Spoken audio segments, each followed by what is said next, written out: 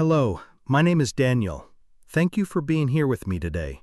If you enjoy real, heartbreaking cheating stories from Reddit, don't forget to subscribe to the channel. It really means a lot to me. This is one of those stories that's lingered in my chest long after I finished reading it. It's about a man named Travis, 44, whose world began to quietly unravel, one late-night laugh at a phone screen at a time. Travis had been married to Camilla, now 41, for 16 years. They lived in a quiet neighborhood on the outskirts of Spokane, Washington, with their two children, a 14-year-old daughter named Eden and a 9-year-old son named Nolan. From the outside, their lives looked comfortable, even idyllic. Travis worked as a senior structural engineer, and Camilla had recently been promoted to a management role at a major marketing firm in Seattle. Their income allowed them to live well. Weekend getaways, music lessons for the kids, even a backyard treehouse Travis had built himself. But happiness, it turns out, is not always loud. Sometimes it's the quiet things that go missing first. The shared laughs, the little touches, the effort to ask how your day was. Camilla stopped showing signs of warmth about 2 years before Travis would finally learn the truth. At first he chalked it up to burnout, stress, hormones, or just time. He tried harder, picked up books on relationships, made surprise dinners, even tried couples quizzes he found online. But nothing ever felt like enough. Camilla had always been tough to read, but in recent years, Travis said it was like she became another person. He remembered one night when he planned an impromptu dinner at home while the kids were at their grandparents'. Candles, soft music, her favorite wine. She barely touched her plate and ended the night scrolling through her phone, laughing to herself. Travis leaned over to see what was so funny, maybe a meme, but she snapped, yanked her phone away, and stormed into the bathroom without a word. When he followed, she slammed the door in his face and said, "It's none of your business." That was the first time Travis admitted to himself that something felt seriously wrong. He confronted her the next morning, nothing accusatory, just a question, raw and simple. Is there someone else? She exploded, denied it flat out, called him paranoid, said he was imagining things, but he could see the cracks forming in the mask. When he asked to see her phone, she handed it to him, but only after hesitating. It seemed like maybe, just maybe, there was still a chance he was wrong. But later that night, the call logs were wiped. Entire text threads were missing. The puzzle no longer had corners, and Travis was being gaslit while trying to piece it together. Their family was once close. Weekends were often spent hosting barbecues or going on hikes with friends. One couple in particular, Camilla's boss, Jeremy, and his wife, Natasha, had become almost like family. Their kids got along, and the adults trusted each other. Travis had even once opened up to Jeremy about his concerns, believing him to be a wise and grounded man. The betrayal would sting deeper because of that trust. Travis remembered the little things Camilla used to say, how Jeremy always made time for his wife, how he planned surprise trips for her, how thoughtful he was. He used to take it as harmless admiration. But over time, Camilla's words started to cut. "Why don't you try being more like Jeremy?" she once snapped when Travis forgot to pick up her dry cleaning. "You should just know what to do, Travis. Why do I have to spell everything out for you?" He tried. God, he tried. But the warmth in her voice never returned. Her eyes never lingered on him anymore. The intimacy faded into silence. And then the pieces started falling into place. Too slowly at first, but enough to start a quiet kind of mourning inside him, the kind you don't talk about because you're not sure you're ready to say it out loud. Little did he know, while he was trying to fix what was broken, someone else was already filling the space he had been shoved out of. Some of the messages Camilla had left on her phone didn't make sense. They contradicted each other, and some just seemed completely fabricated. It was like someone had rewritten reality one text at a time. Travis gave the phone back to her quietly, knowing she'd scrubbed it clean. They didn't speak about it again for weeks. But silence is never resolution. A month later, Travis finally asked a friend for help, someone tech-savvy enough to try recovering deleted texts. And that's when the full truth began to emerge. Turns out, Camilla had a second phone, one she rarely used around the house, the same one she had handed over.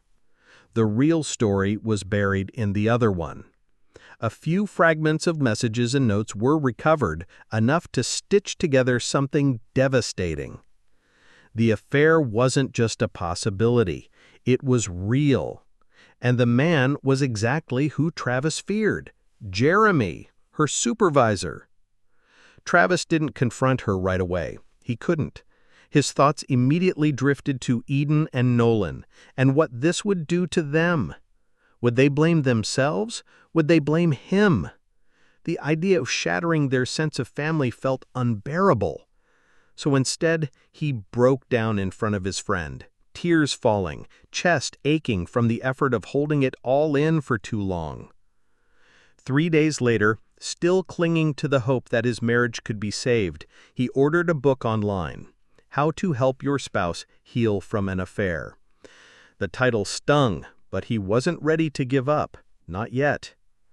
He read the first few chapters at night, desperate to understand what had gone so wrong, and even more desperate to believe there might still be a way forward. That Saturday, he planned to talk to Camilla. She had told him not to wait up, claimed there was a last-minute emergency at work, but something in her voice sounded rehearsed, so Travis called the office just to check. There was no answer. The building was closed. They didn't operate on weekends. He tried her phone. No response. Camilla didn't come home until 2 in the morning on Sunday. She walked past him without a word, went straight to the bathroom, showered, and crawled into bed like nothing had happened. When he asked her where she had been, she deflected, told him he'd already said not to wait, that it wasn't a big deal. Travis couldn't take it anymore. He left the book on her nightstand and went into the guest room. She didn't even ask what it was, didn't ask why he looked hollowed out. She didn't seem to care. What Camilla didn't know was that Travis had already contacted someone else, Natasha, Jeremy's wife. Travis didn't regret reaching out. He needed answers. He needed to know if the walls were closing in or if he was imagining things. Natasha was as shocked as he was. She hadn't suspected a thing. But when she saw the pieces Travis had gathered, the vague text fragments, the timeline inconsistencies, her face paled. They met at her house and laid out everything on the table, comparing notes. They both knew it still wasn't enough. So they watched, carefully, quietly. Natasha checked Jeremy's phone. Unlike Camilla, he hadn't bothered to delete much of anything. The arrogance made Travis sick. He saw messages between Jeremy and Camilla, names, plans, photos, 2 years' worth. All those moments when Camilla seemed tired, cold, distracted, it had all been spent somewhere else. They'd used both homes, hotel rooms, work trips, places where family memories and betrayal now coexisted. Even worse, they'd taken photos. Some were explicit, some not. Natasha and Travis made a pact not to look at them again. The emotional damage was already done.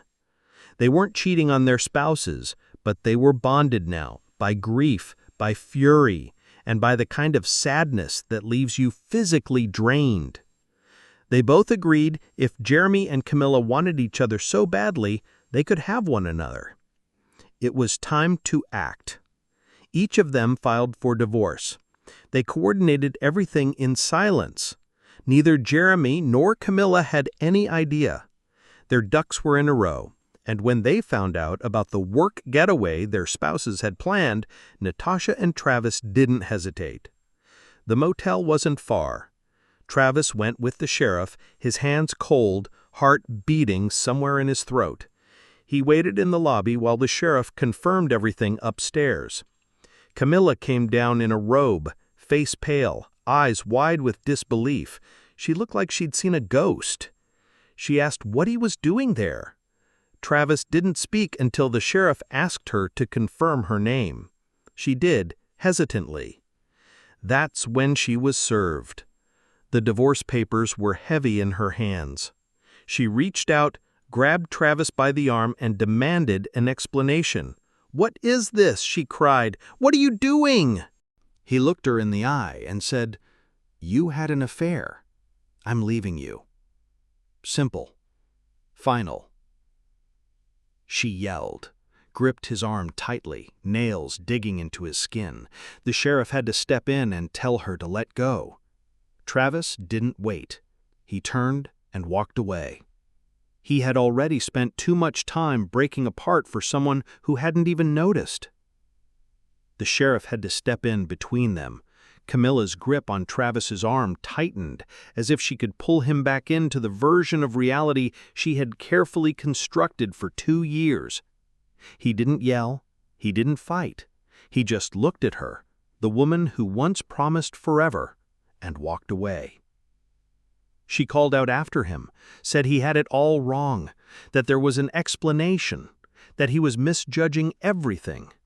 Her voice cracked, and then she started crying in the middle of that motel lobby, wrapped in nothing but a robe and desperation. Travis didn't turn around.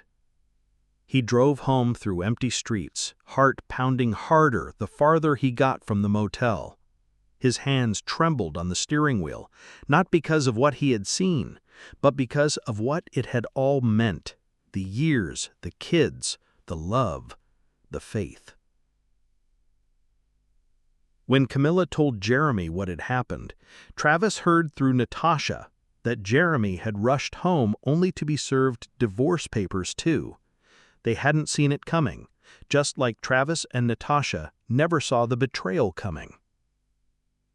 In the following weeks, everything moved in slow, painful fragments. Both Camilla and Jeremy tried to stop the divorces. They didn't want to let go. Not because of love, but because it hadn't been that serious. They called it a sexual misstep, a mistake, nothing worth losing their marriages over. Camilla told Travis she had never planned to leave him, that she got caught up in something out of character, that she had behaved like someone she didn't recognize. "I'm not that woman," she said one night, sitting at the edge of their bed, tears streaking her cheeks. "It just happened." Travis listened, but the words barely register anymore. He finally said, "You are a moral coward. You chose this, and I won't be your second choice." People around them began whispering, friends, even some family. They couldn't understand why Travis wouldn't try to fix things. "You've got kids," they said. 16 years of marriage. She's sorry."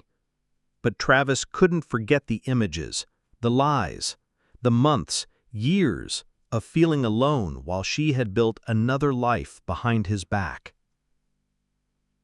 Eden and Nolan knew what had happened, not in full detail, but enough to understand that trust had been broken, and they stood by their father. That loyalty made it harder, not easier. They still lived under the same roof, which chipped away at Travis's resolve daily. Camilla, suddenly awakened, began reading the book that Travis had left on her nightstand weeks earlier. She attended therapy sessions. She started cooking again, making polite conversation, sitting closer on the couch, laughing at his jokes, touching his arm as she passed. It was unbearable. Travis couldn't stop wondering if she was sorry or just sorry she got caught. She accused him of being bitter, of being consumed by anger, and then she apologized for saying it, but the damage was done. He knew that's how she really saw him, a cold, broken version of the man she once married. What made it worse was her reaction to his continued contact with Natasha. Camilla loathed it, said Natasha was poisoning him, said she was the reason Travis wouldn't give them another chance. "You're going to have your own revenge affair now?" she'd snap. "Is that what this is?" Travis would remind her, again, that he and Natasha hadn't done anything wrong, that their connection was born of shared grief, not lust. But Camilla refused to believe him. She demanded he cut ties with Natasha entirely. He refused. "I respected your boundaries when you had none," Travis said. "Don't ask me to erase the one person who helped me hold it together." Camilla kept pushing, asking him to come to therapy with her, to read books with her about surviving infidelity. She said it wasn't about control or sex, it was about love, about proving herself, about redemption. But all Travis could hear was noise, excuses, pleas rooted in guilt, not growth. She kept saying she loved him, that it wasn't manipulation. "I just want you to feel loved again," she whispered one night. "That's all." Travis didn't respond. Even his mother had begun urging him to reconsider. "Everyone makes mistakes," she told him. "Camilla is doing the work. She loves you." But Travis had already spent too many years trying to be enough for someone who gave her best to someone else. He told his mother he wouldn't be anyone's consolation prize, and that, despite everything, he still loved Camilla, made it all so much worse. The guilt of rejecting her tore him apart. She was trying. He could see that. But the feeling was gone. Not just the trust, but the safety, the intimacy, the belief that love could survive this. Some days he wondered if he was being cruel. People told him he'd regret rushing into divorce, that he was being hasty. Maybe he was. He didn't know anymore. But he knew one thing with quiet, unshakable clarity. He couldn't live with someone who only realized his worth after throwing it away. Camilla still wants another chance. She doesn't say it directly anymore, but her every action reveals it. How she lingers when Travis speaks, how she leans a little closer during therapy sessions, how she offers gentle smiles as if trying to erase 2 years of betrayal with a soft look. But Travis can't forget. A one-night mistake might have been forgivable. Painful, yes, but survivable. What she gave Jeremy wasn't a moment. It was years. It was sustained deception. And that's something Travis doesn't know how to come back from, no matter how much of his heart still aches for the woman he once believed Camilla to be. He still goes to therapy with her. Not because he wants to fix their marriage. Not anymore. He attends to witness her growth, to be sure she's trying. Not for him, but for the children, for herself. One session had gone well. Camilla had cried. Not out of manipulation, but what felt like genuine remorse. Travis could see the cracks in her armor, the regret eating away at her.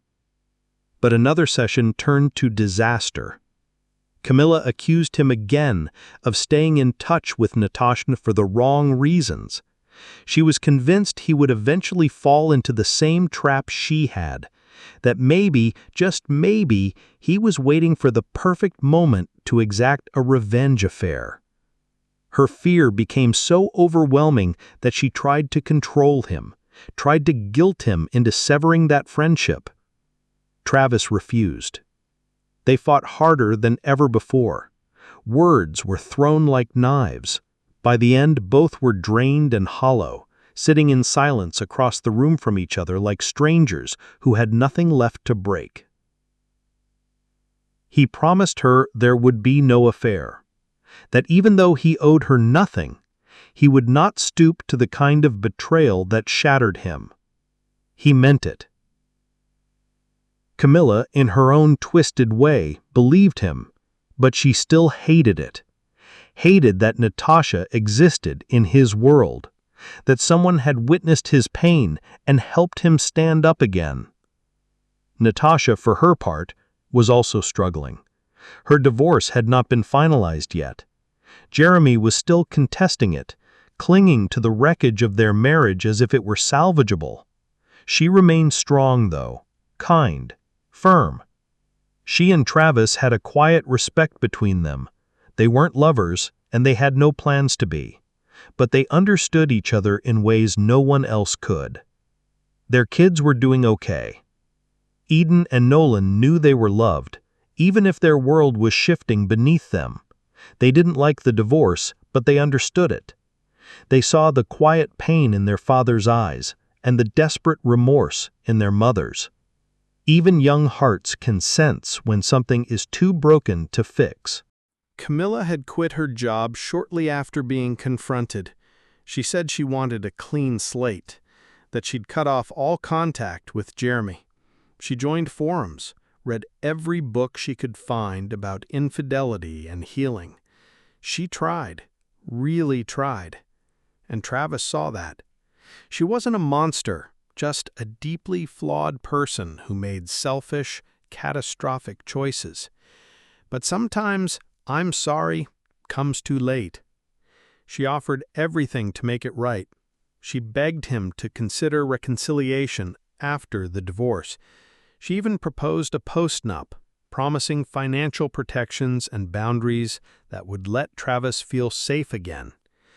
But for him, safety was already gone. The foundation had rotted. He listened. He didn't say no outright, but it was clear it would take more than words and paperwork to rebuild anything close to trust. Travis's mother had finally come around. When she learned the full scope of what Camilla had done, her sympathy drained. She stopped pressuring him to forgive, stopped calling him cold. She hugged him and said, "I'm proud you didn't let her break you." Still, Travis felt the weight of guilt. He wasn't blind to Camilla's effort. She was fighting hard, for him, for the kids, for some version of their future. But he didn't want to be someone's project. He wanted to be someone's choice. His head said leave. His heart still bled. And then came the bitterness, the quiet suspicion from Camilla every time he mentioned Natasha. Camilla hated the other woman without really knowing her, hated her strength, her beauty, her youth, hated that she hadn't fallen apart. "She's waiting for you," Camilla snapped one evening. "I can feel it."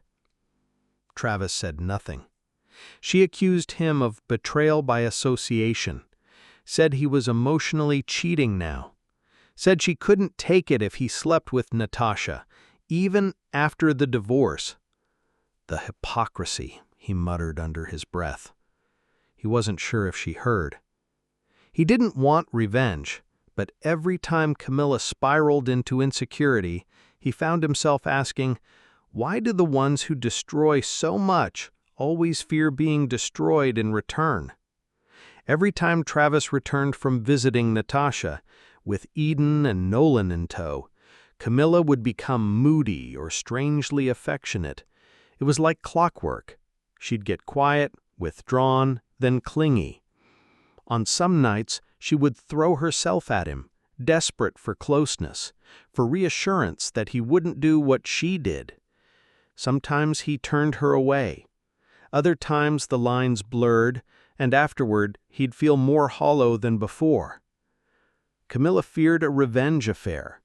She saw it in every exchanged glance, every quiet smile between Travis and Natasha, and no matter how many times he reassured her, it wasn't enough. Camilla still believed he was capable of the same kind of cruelty, that any moment might be the one where he snapped and returned the pain. But Travis didn't want revenge. He wanted peace. Still, her paranoia created chaos. Her need for control only widened the space between them. Meanwhile, the children, hers and Jeremy's, still saw each other occasionally. Travis never met Natasha without bringing his kids along, but even that Camilla resented. Jeremy, for his part, had retreated to a lake house he once used for family vacations.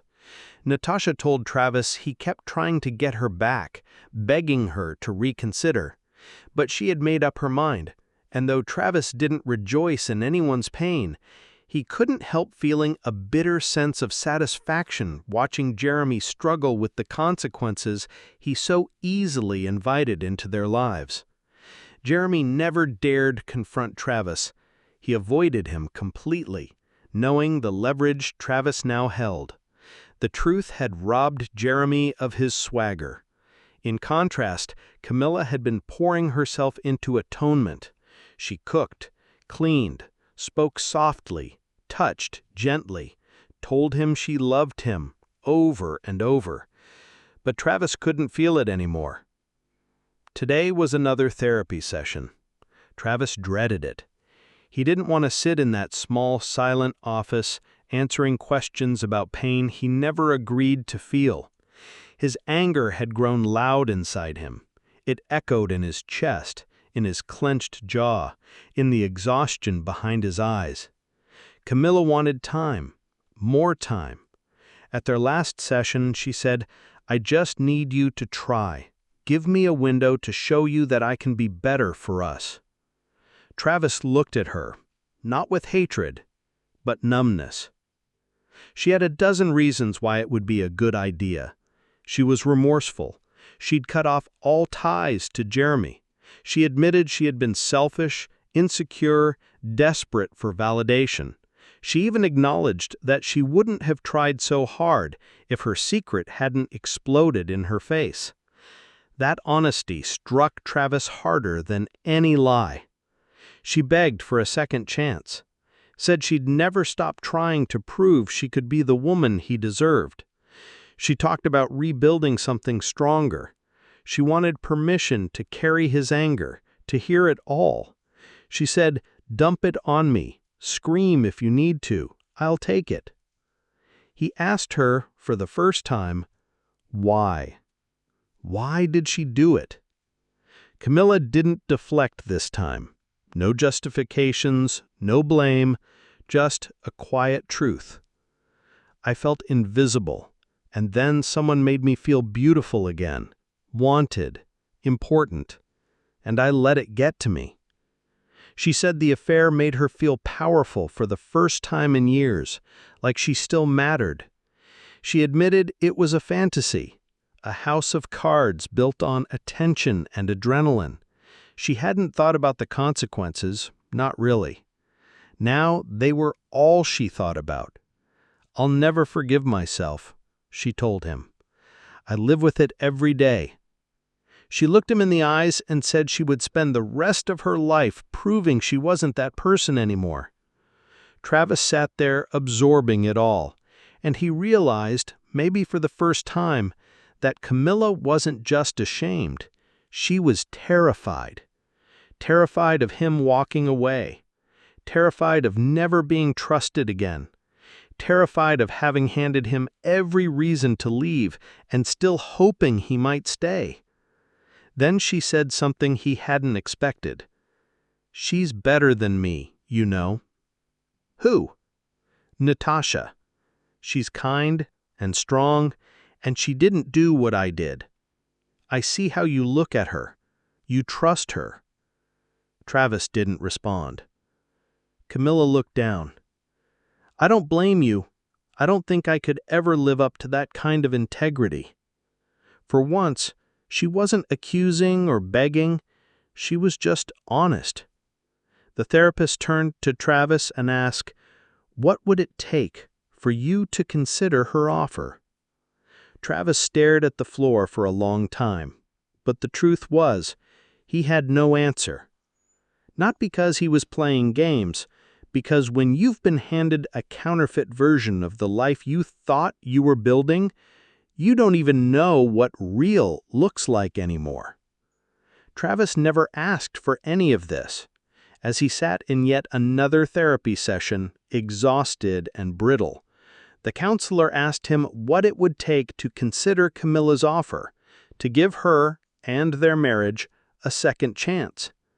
"A time machine," he said flatly. The therapist didn't laugh. Instead, she said, every marriage is tested by grief, by betrayal, by distance, and how those storms are weathered determines their strength. Travis shook his head slowly and replied, then focus on her. I'm not the one who burned the bridge. But the therapist pushed further, suggesting that his unwillingness to engage might point to a deeper communication issue. Travis didn't argue. He was tired of explaining pain to people who hadn't lived it. He just nodded and let the moment pass. Later that night, while driving home through soft snowfall, Camilla turned to him and asked something that struck him cold. Did the affair make you feel emasculated? Travis glanced at her, caught off guard. She had never asked that, never once tried to understand what it had done to him as a man, as a partner. Yes, he answered. Then came the next question. Would being with another woman make you feel better? His heart sank. He looked at her and said calmly, I'm not and will never be someone who trades pain. Camilla clarified that she meant something else entirely, a trial separation where Travis could reclaim his confidence with other women while she stayed loyal and waited for him to come back. It was the most desperate, strange idea she had ever suggested. She told him it wouldn't count as cheating, they'd be separated. She argued that maybe seeing what the outside world had to offer would make him appreciate her again. Travis stared at her in silence. How would that fix anything? He asked. She didn't really answer, and he, without hesitation, said no. Since then, Camilla had quieted. The frantic energy, the emotional outbursts, the paranoia, they had all faded into something calmer, more controlled. It made everything more confusing. She was being kinder, more thoughtful, even generous in the divorce. She hadn't fought him over assets or custody. In fact, she'd insisted he take more than half, telling him he deserved it after all he had endured. He didn't trust it, not fully, but he appreciated the absence of hostility, even if it felt surreal. Too many stories he'd read ended in courtroom battles and bitterness. His hadn't. Not yet, anyway. Still, Travis had stopped going to therapy with her. It was beginning to feel cruel, giving her a sense of hope he could no longer carry. Camilla told him plainly that being close to him still meant everything, that losing his touch had left her feeling deeply unwanted, deeply ashamed. Since the affair, she had initiated intimacy more than ever before, something that was rare during their marriage. It unsettled Travis. He didn't know if it was love, guilt, or desperation. And while he had turned her down most nights, the offers kept coming. She insisted it had nothing to do with reconciliation. She said she only wanted to make him feel desired again. Travis didn't know what to believe. What he did know was that things with Natasha had shifted too. Somewhere along the way their bond had grown more emotionally charged, and though they still hadn't crossed any physical lines, it had started to feel like more than just companionship. He found himself anticipating her texts, watching her laugh, admiring her strength in quiet moments. It scared him. Out of fairness, and perhaps guilt, he decided to pull back from Natasha. Their connection was starting to feel too personal, too raw. He needed clarity before he risked stepping into something new while still tangled in the wreckage of what came before. Camilla, of course, noticed the shift. She began asking more questions, speculating more freely, accusing with softer words, but sharper eyes. She could tell the silence between Travis and Natasha wasn't permanent, it was calculated, and that terrified her. She brought it up again one evening, her voice trembling. "You're not still seeing her, right?" Travis looked away. "I'm not doing anything wrong," he said quietly. "That's what I told you once too." she replied. The irony stung, and maybe for the first time Travis saw something in her face that wasn't just regret, it was fear. Not of losing the marriage, but of being left behind by someone who had every reason to leave and still hadn't. Travis and Natasha had both agreed it was best to take a step back. The emotions were starting to tangle into something neither of them had intended, something too close to a new beginning while their endings were still unfinished. She had said she would wait until the divorce was official before they revisited whatever it was building between them. So they decided on distance. For now. Still, the pause left Travis unsettled. Natasha was a beautiful, capable woman, and her strength only made the gap between her and Camilla feel wider. But Travis wasn't sure if he could meet Natasha in the space her heart might eventually offer. He didn't know how to temper her growing affection without wounding her. He didn't know if he even deserved her. Some people around them suggested Natasha's ability to move on from Jeremy was being blocked by Travis's presence, that maybe being around him kept her from truly healing, too. But Travis knew she was done with Jeremy. That chapter was closed for her. And when they were together, they never talked about their exes with venom or bitterness. They just existed, gently, in each other's brokenness. Then one day, Jeremy came to see Travis. It was unexpected. He was quieter than before. Gone was the arrogance, the smug confidence. He stood on the front step like a man who had finally learned loss. He offered apologies. Too many, too late. Travis let him speak, but didn't say much in return. The words fell flat. He didn't yell, didn't curse, but inside, a part of him still felt a grim satisfaction watching Jeremy try to clean up what he had burned down. Call it petty. Call it human. And then there was Camilla, always hovering at the edge of his life. Lately, she had been trying again, too hard. Not just emotionally, but physically. She had become strangely bold, intimate, affectionate in ways she never used to be. Before the affair, she rarely initiated anything. Now, she constantly did. And Travis, he missed it. He missed sex, missed closeness, missed being wanted. And Camilla knew it. She started sexting him, writing little notes, touching him when they passed in the hallway. She even went as far as throwing away and replacing anything in their home that had any tie to Jeremy, unprompted. Travis tried to ignore it, but sometimes his resistance cracked. There were nights when it was easier to just fall back into what was familiar.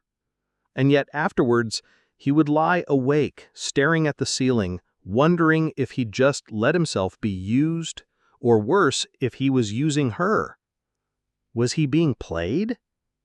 Was this all just damage control? He didn't know anymore. What he did know was that he didn't ask her to stay, he didn't ask her to comfort him, but he hadn't told her to go, not really. The kids, the holidays, the looming divorce paperwork, it all created a messy in-between where boundaries blurred. At one point, Travis tried to kick her out, but it hadn't worked. Not logistically, not emotionally. So she stayed, and he tolerated it until the divorce was finalized. Sometimes he hated himself for allowing her back into his space. Sometimes he hated her for still being there. But most days, the emotion that consumed him the most was sorrow. For everything they'd lost. For the fact that it didn't have to be this way. Camilla had become someone new. Attentive, giving, even submissive in a way that felt almost unnatural. She complimented him, respected his time, supported his decisions. She spoke kindly. She apologized quickly. She even called him her king once, unprompted. But Travis couldn't forget the version of her that had ignored him, that had rolled her eyes at his effort, that had compared him to another man for years while secretly giving herself to him. Now she was perfect. Now she was everything he used to beg her to be. And that made it all feel false. She confessed things now she once would have hidden, said she wished the affair had never happened, said she lived with the shame daily, said the guilt was overwhelming. He believed her. He could see it in the way she averted her eyes, in the way her voice broke when he said nothing back. But something inside him stayed locked shut. And though he sometimes questioned himself, why he couldn't embrace this new version of her, why he held on to the past so tightly, he always came back to one truth. It wasn't about punishment. It was about never being anyone's afterthought again. I've been told I should give Camilla another chance, because she's changed, because she's trying, because the future still holds possibility. But those words sound like hope from people who've never had their entire sense of self dismantled in secret. I gave her years. I gave her my loyalty, my faith, my soul, and she gave herself to someone else. I won't tolerate disrespect, not anymore. Maybe I was more forgiving in the early days of all this. Maybe I believed that marriage could recover from betrayal if the foundation was strong. But I've woken up now. I know better. So for everyone asking where I stand, here it is. This Christmas, I'll be with my children. We'll open presents together, take photos for the sake of memories. And then I'm leaving this house, the one she stained with lies, and moving out. Not just physically, but emotionally. I'm done listening to the arguments in my own mind. I'm done imagining a version of us that could have survived. I'm done pretending there's any us left at all. Camilla isn't evil. She's not a villain. She's a broken person who broke me too. And I hope she finds peace, but it won't be beside me. When I hit my lowest point, Natasha was the one who listened without judgment. So I called her a few days ago and asked if she'd like to grab dinner after the holidays, just to say thank you, just to talk like we used to. She said she'd like that. People keep speculating that there's more between us, that I've been slowly falling for her. And the truth is, I never allowed myself to even consider the idea, not until recently. My feelings had been so twisted by pain and confusion for so long that the thought of opening up to anyone felt impossible. But the closer my divorce came, the more I started realizing that I still have choices. I have worth. As for Jeremy, there's nothing left to say about him. I wouldn't waste a breath defending or insulting him. I don't care what happens to him anymore. And Camilla, she's still in that apartment, trying to make sense of her life without the family she thought she could betray and keep. I've offered her to buy her out of her portion of the house, for the kids' sake. It's not finalized yet, but she's considering it. She still goes to therapy, still reads the books, still sends me the occasional message full of hope I can't return. We've spoken, more than we should. Long conversations that always trail back to the same desperate place, her wishing things were different, and me knowing I can never go back. We're not screaming at each other, we're not throwing plates. We're polite, respectful, co-parents, but I'll never love her again in the way she wants me to. I don't hate her, I just can't unlive what she did. Our divorce became official 3 weeks ago. I thought the moment would bring relief, but it felt more like a death. For days, I mourned like I'd buried a part of myself. I hadn't cried like that since I first found the texts. I felt unmoored, angry, hollow. But slowly, that grief has begun to settle into something quieter, something clearer. Last weekend, I went to dinner with Natasha, It started just like any other conversation between two people who've been through the same hell. But as the night wore on, something shifted. We laughed, we talked about music and parenting and what it felt like to be broken and still functioning. There was a moment I should have pulled back, but I didn't. I leaned in instead. Things turned intimate between us, and I won't lie, it was intense, it was raw, it was healing. I know this might sound harsh or out of character, but it was the first time in years that I felt wanted. Not out of guilt or obligation, not because someone felt bad, but because someone genuinely saw me, heard me, wanted me. And she gave, fully, freely. It wasn't something either of us planned, but in that moment it felt like rediscovering a version of myself I thought Camilla had taken away. For the first time, I didn't feel like a man whose worth depended on being someone's backup plan. Natasha had finalized her divorce from Jeremy not long after mine was completed. I suppose I shouldn't call her the other betrayed partner anymore, but for the sake of privacy, I still will. That night we were together, I didn't see it as the start of anything serious. If I'm honest, I still don't. Maybe it was the wine, maybe just years of bottled emotion finally needing release. Maybe it was both. I don't know if she wants more, and I haven't found the courage to ask. I do know she's helped me feel grounded in a way I hadn't been in years. And yes, being with her, physically, emotionally, helped me reconnect to parts of myself that Camilla had quietly broken down over time. That night helped me realize how hollow things had been. I wasn't just a man betrayed. I was a man rediscovering what it felt like to be desired without guilt, without manipulation. What it felt like to be enough again. For the first time in a long time, I didn't feel like I was carrying the shame of someone else's sins. I felt whole. That matters. No, it wasn't perfect. I didn't handle everything flawlessly. I lost a lot: money, time, parts of myself I'm still trying to reclaim. But I never gave up my self-respect, even when it would have been easier to collapse under the weight of it all. Somehow, I came out more intact than I thought I would. And that's not because I was stronger. It's because I listened. To people who had walked this path before me. To people who had nothing to gain by offering guidance, except maybe the hope that someone else wouldn't suffer as long as they did. So to all of them, of you, I'm deeply grateful. If there's one thing I've taken from all this, it's this.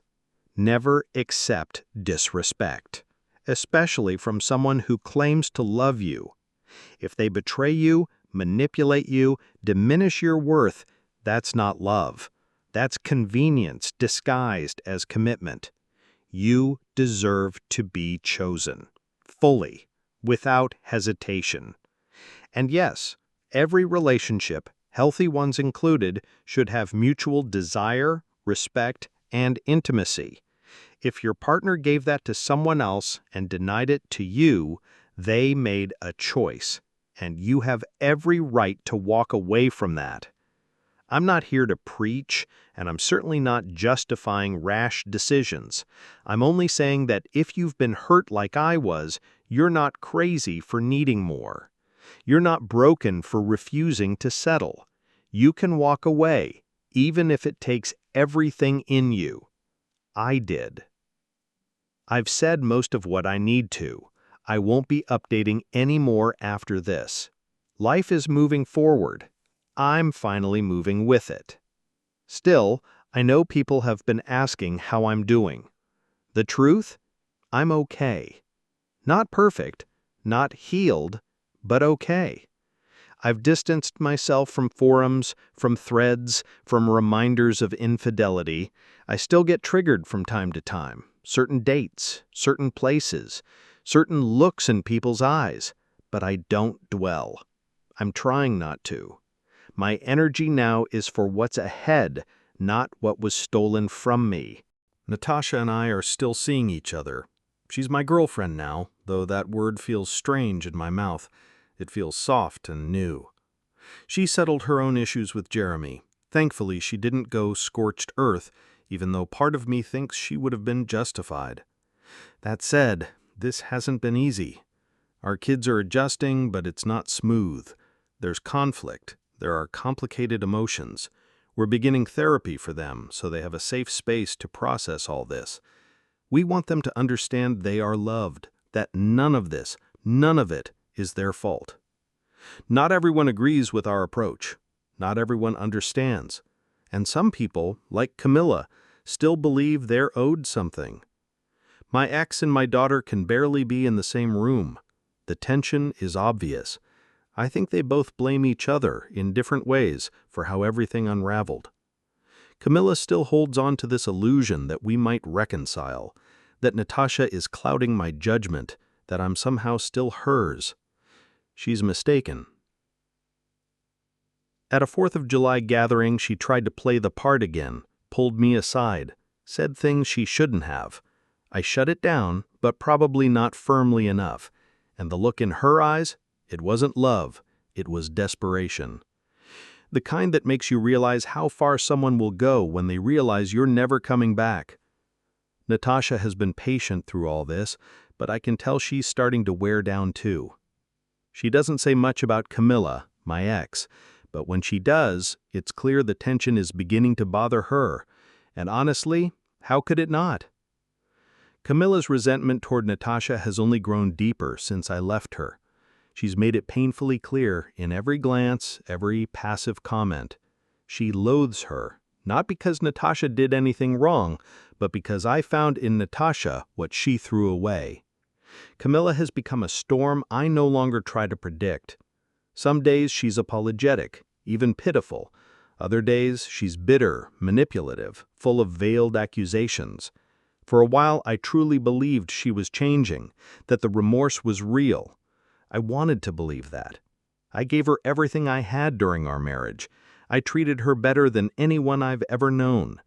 And still she broke me, treated me like a placeholder until someone more exciting came along. But now, the moment I show even the smallest flicker of frustration or distance, she snaps back to desperation. Texts, calls, sudden visits. She tries to pull me back in with guilt or seduction. It's like clockwork. I don't even know if I should be angry or just numb at this point. I suppose that catches everyone up. As for my daughter, Eden, she's been on my mind more than anything else lately. Hi, I guess I should say that I'm new to posting here, though not to Reddit itself. I've been reading through similar stories, trying to figure out how others have dealt with situations like mine. So here's a bit of background in case you haven't read the earlier parts. Camilla, my ex-wife, had an affair that lasted over 2 years.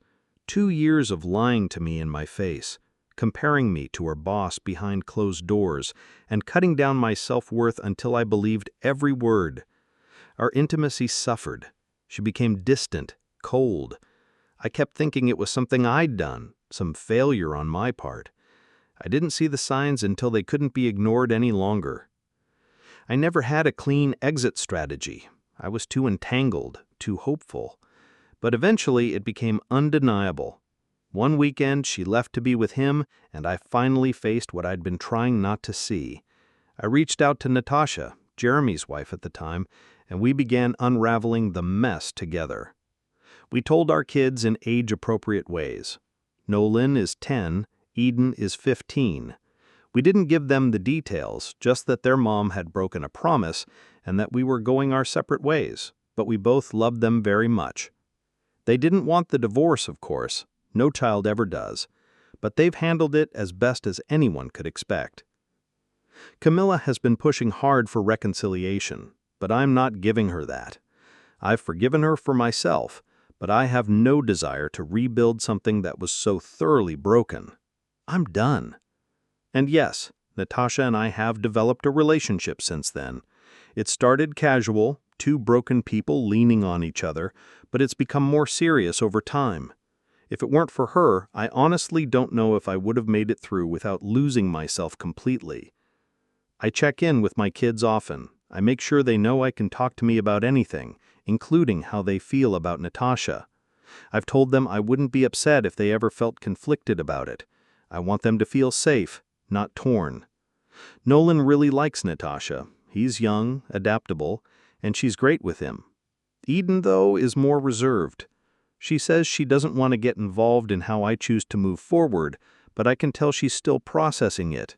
She's not against Natasha, not even cold toward her, just guarded.